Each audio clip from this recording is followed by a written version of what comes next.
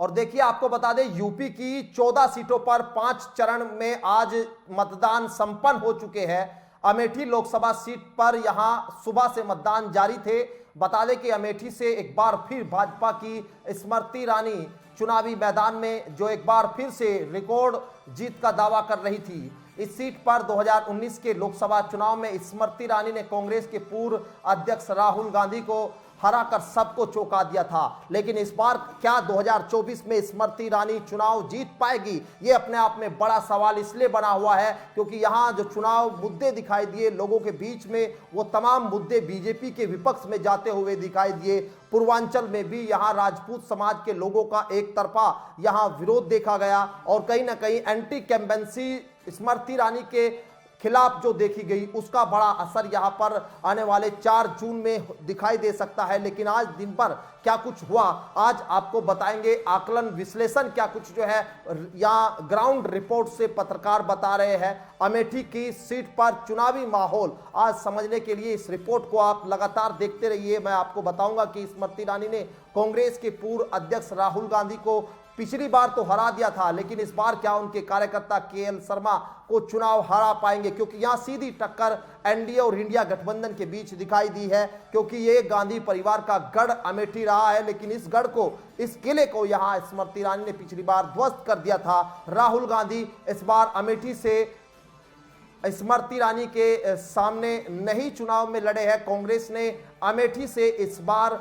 गांधी परिवार के करीबी किशोरी लाल शर्मा को स्मृति ईरानी के सामने चुनाव मैदान में उतारा है।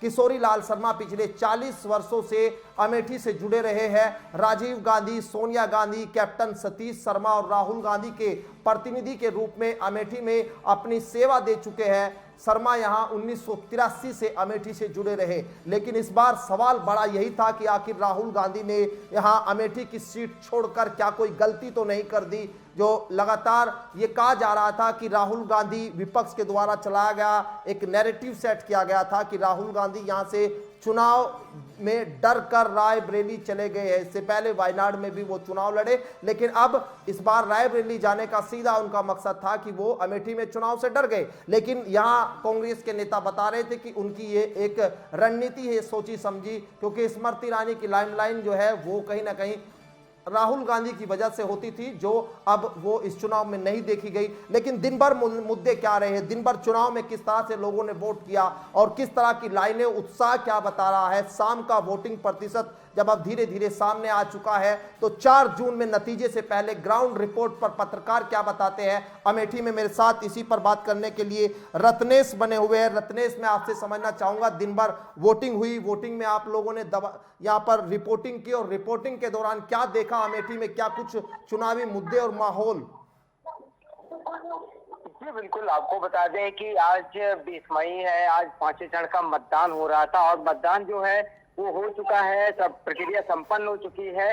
लेकिन हम बात करें तो जो अमेठी की, तो 2014 से पहले, 2019 से पहले कांग्रेस का गढ़ था। लेकिन जिस तरीके से बीजेपी ने इस अमेठी की सीट पर सेंध लगाई, कहीं न कहीं देखा जाए तो आपको बता दें कि 2019-14 में स्मृति ईरानी को बीजेपी ने अपना प्रत्याशी बनाया, लेकिन उस समय हार का सामना करना पड़ा और 2019 में बीजेपी ने फिर से स्मृति ईरानी को अपना प्रत्याशी बनाया और राहुल गांधी जो इसके सामने थे, कहीं न कहीं देखा जाए तो लगभग हम बता दें 2019 में 55,000 कुछ वोटों से स्मृति ईरानी विजयी हुई और लगातार अमेठी में बनी रही।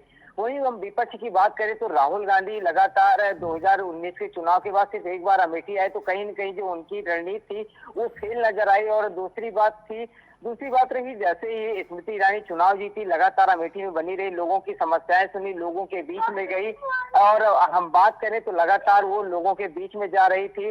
और वहीं पर दूसरी तरफ कांग्रेस पार्टी के जो राहुल गांधी से चुनाव हार जाने के बाद वायनाड सीट से जीते और वायनाड सीट में लगातार वहीं रहे।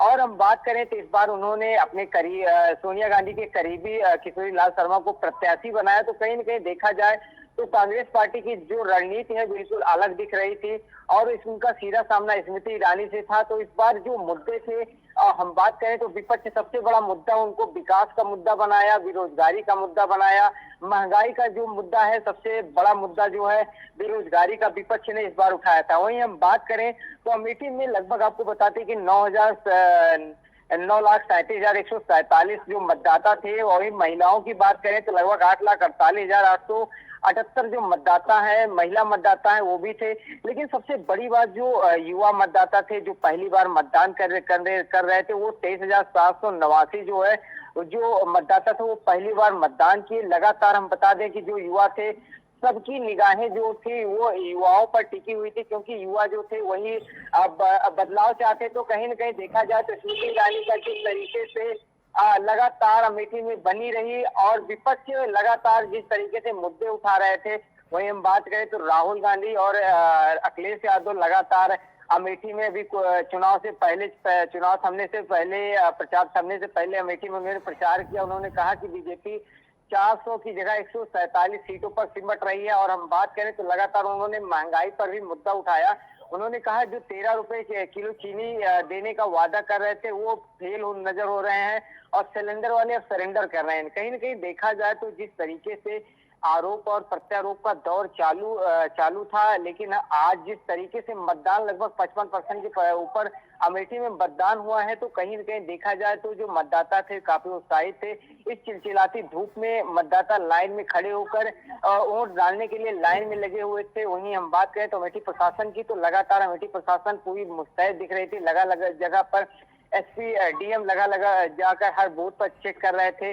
कहीं कहीं पर ईवीएम की गड़बड़ी भी सामने आई, लेकिन उसे तत्काल सही किया गया। और बात करें तो दोनों प्रत्याशी जो मैदान में थे, चाहे बीजेपी की हो चाहे कांग्रेस की हो, और हम बात करें तो बसपा से नन्हे लाल जो प्रत्याशी थे वो भी मैदान में थे। लेकिन जिस तरीके से भाजपा और इंडिया गठबंधन की जो टक्कर है वो साफ देखने को मिल रही है, क्योंकि लगातार दोनों ही पार्टियां एक दूसरे पर आरोप लगा रही थी और दोनों ही पार्टियों के जो नेता हैं, जो प्रत्याशी हैं, लगातार लोगों के बीच में, आज की बात करें तो लगातार गांव में जा रहे थे, हर एक बूथ स्तर पर गए हैं और वहां की जो बूथ पे जो लाइन में लगे थे, देख रहे थे किसी भी प्रकार की कोई जबरदस्ती तो वोट तो नहीं डाल रहा है या जबरदस्ती किसी प्रकार से वोट तो नहीं डाल रहा है। जिस तरीके से देखा जाए तो आज 20 मई थी और सुबह 7 बजे से लाइन में लगे हुए थे और शाम के 6 बजे चुनाव संपन्न हो चुका है।